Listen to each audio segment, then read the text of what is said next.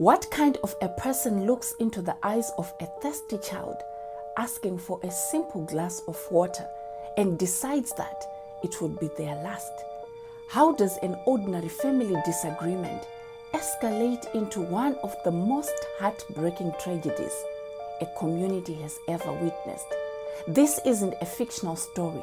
It isn't a horror movie or an urban legend. It is a real case that unfolded in the rural southern Zimbabwe, leaving 6 innocent children dead and an entire community searching for answers that would never come. Some of the victims were her own children. Others were neighborhood children who had done nothing more than just to walk to a nearby homestead after playing outside and politely ask for a drink of water. Within hours, every one of them had lost their lives. The woman responsible would never stand before a judge, never explain her actions, and never answer the countless questions left behind. So what happened inside that quiet homestead? What drove a young mother to carry out such an unimaginable act? And were there warning signs that those around her failed to recognize? Today's story examines one of Zimbabwe's most disturbing family tragedies, the case of Angeline Mabiza. To understand how this tragedy unfolded, we have to go back to June 2014. Like many rural communities across Zimbabwe, life revolved around family, farming, and close-knit relationships. Children moved freely between neighboring homes, relatives shared responsibilities, and it was common for youngsters to ask nearby adults for food or water while playing outside. That sense of trust made what happened even more devastating. At the center of this story was Angeline Mabiza, a young mother living in a shared homestead. According to reports, tensions had been growing between Mabiza and her mother over issues involving the care, custody, and living arrangements of the children within the household. Family disagreements are unfortunately common. Most end with reconciliation, compromise, or time allowing emotions to settle. But investigators believe this disagreement developed into something far more dangerous. As emotions intensified, reports indicate that Mabiza became increasingly withdrawn.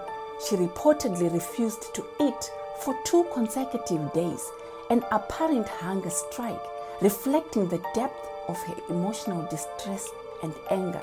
Rather than seeking help from relatives, community elders, church leaders, or medical professionals, investigators say she began contemplating a devastating act of revenge. According to police reports, Mabiza obtained a highly toxic agricultural pesticide commonly used in farming communities to control pests. What happened next would forever change multiple families. Investigators believe she first mixed the poison into food that was given to her own 2 children, aged just 7 and 2 years old. Also among the victims was her 6-year-old cousin, another innocent child caught in a conflict that had nothing to do with them. But the tragedy did not end there. As the day continued, 3 neighborhood children arrived at the homestead. After spending time outdoors, like countless children before them, they simply asked for a glass of water. It was an ordinary request, a request that should have been met with kindness. Instead, investigators alleged that the water they received had been deliberately mixed with the same deadly pesticide. The children drank without suspecting anything was wrong. Within a short period of time, they began showing signs of severe poisoning. Witnesses described a frantic and heartbreaking scene. As the children became violently ill, the poison attacked their bodies rapidly, causing severe abdominal pain, vomiting, difficulty in breathing, and eventually organ failure. Despite every hope that they could somehow survive, all 6 children lost their lives within hours. The scale of the tragedy stunned everyone who heard about it.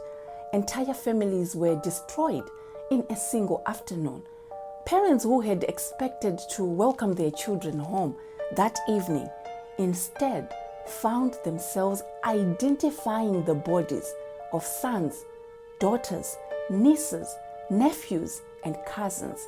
The emotional scars left behind would remain long after the headlines faded. Cases involving parents killing their own children are among the most difficult for psychologists and criminologists to understand. Experts often describe severe possible motives behind these rare crimes. Some involve severe untreated mental illness.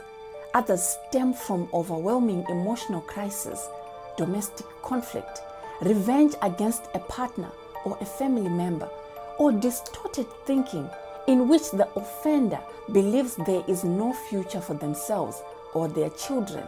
In some situations, investigators classify these cases as retaliatory or spite-driven filicide, where children become tragic victims in conflicts between adults. It is important to remember that only the person responsible truly knows what they were thinking, and in this case, that explanation was lost forever. Mental distress alone does not cause someone to commit violence. The overwhelming majority of people experiencing depression, emotional pain, or mental illness never harm anyone. Cases like this are extremely rare and usually involve a complex combination of personal, emotional, and situational factors. The Angeline Mabiza case has often been compared to other tragic family murder-suicide cases across Southern Africa and internationally. In South Africa, there have been heartbreaking incidents involving parents who poisoned their children during periods of severe domestic turmoil before taking their own lives. Globally, one of the most widely known examples is the case of Andrea Yates in the United States, whose severe postpartum psychosis contributed to the deaths of her 5 children. Although every case differs in its circumstances, they all raise painful questions about whether earlier intervention, community support, or access to mental health care could have prevented unimaginable loss. Back in Zimbabwe, news of the poisoning spread quickly. Neighbors rushed toward the homestead, hoping they could help. Instead, they were met with a scene almost impossible to comprehend. Children lay motionless. Family members cried uncontrollably. Community leaders struggled to comfort the grieving parents who had no words to describe what they were experiencing. One relative later expressed disbelief that innocent neighborhood children whose only mistake was asking for a glass of water, had become victims of a family dispute that did not involve them. Police immediately launched an investigation. As officers pieced together the events of that day, evidence pointed toward deliberate poisoning using agricultural chemicals. The investigation also revealed another tragic detail. After giving the poisoned food and water to the children, Angeline Mabiza consumed the same pesticide herself. She collapsed at the homestead and died alongside the children. Because she also lost her life, there would never be a criminal trial, no courtroom testimony, no cross-examination, no public explanation, no sentence. For the grieving families, that meant many questions would never be answered. Why the children? Why involve innocent neighbors? Could someone have recognized the warning signs earlier? Those questions remain unanswered to this day. More than a decade later, this case continues to be remembered as one of the Zimbabwe's most heartbreaking family tragedies. It also serves as a painful reminder of how unresolved domestic conflict, emotional crisis, and access to high toxic substances can combine to create irreversible consequences. While tragedies like this are exceptionally rare, they highlight the importance of taking signs of severe emotional distress seriously. Communities, families, healthcare providers, religious leaders, and local support systems all have a role to play in recognizing when someone may be in crisis and helping them find appropriate assistance before desperation turns into irreversible tragedy. Nothing can undo what happened that day. Nothing can bring those 6 children back. But remembering their story may help encourage conversations that save lives in the future. Before we end today's documentary, I would like to hear your thoughts. When serious family disputes begin, escalating behind closed doors, what more can families, neighbors, and communities do to recognize the warning signs before a private conflict becomes a public tragedy? Share your thoughts respectfully in the comments below. If you appreciate respectful, thoroughly researched true crime documentaries focusing on real cases from Zimbabwe and across Africa, don't forget to subscribe to my YouTube channel. The link is in my bio. Please subscribe to my channel.